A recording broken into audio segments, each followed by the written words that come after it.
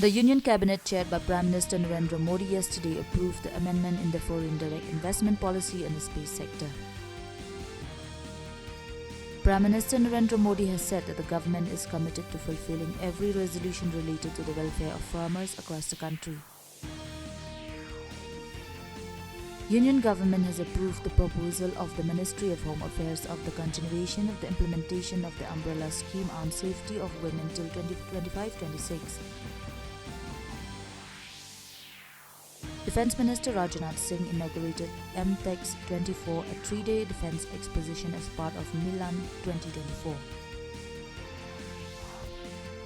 Speaking at the panel discussion in the Rasina dialogue this morning, External Affairs Minister Dr. S. J. Shankar has stressed the need to radically reform the multilateral system.